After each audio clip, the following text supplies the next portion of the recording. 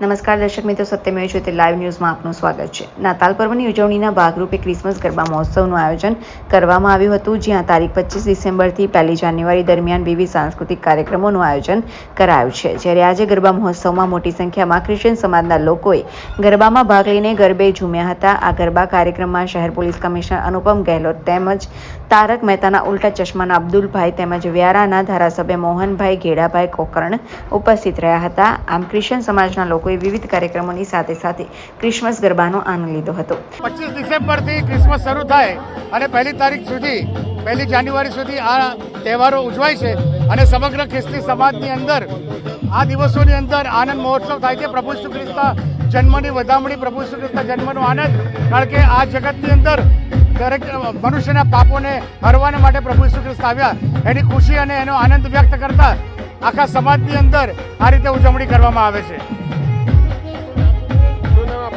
Francis Macwan, Butler polytechnic director. अपना 25 तारीख से नातालना दिवस थी 31 तारीख સુધી જ્યારે નાતાલના પર્વની ઉજવણી થઈ રહી છે, એના જ ભાગરૂપે આપણા બરોડા શહેરમાં આપણા ક્રિશ્ચિયન ભાઈ બહેનો તરફથી આપણા ક્રિસમસ ગરબાના આયોજન કરવામાં આવેલા છે. આમાં અમે બધા લોકો જોઈએ છીએ હજારોની સંખ્યામાં આપણા બહેન દીકરીઓ જો હે, ભાઈઓ જો હે આપણા ગરબા કરી રહ્યા છે. જો ગરબાને જે રીતે આપણા ગુજરાતીકરણ કરીને ખૂબ સરસ એક જો આપણા માહોલ ઊભા કરવામાં આવેલા છે. તો બધા આયોજક અનિલભાઈ મેકવાન અને પૂરી ટીમને ખૂબ ખૂબ શુભેચ્છા આપું છું, અભિનંદન આપું છું.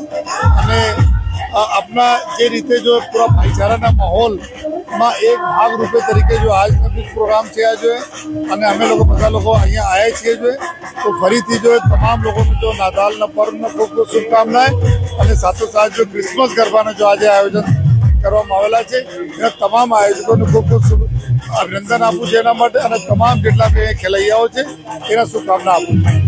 Reporter Sunny Sindhi, Satyamev Jayate live news, Vadodara.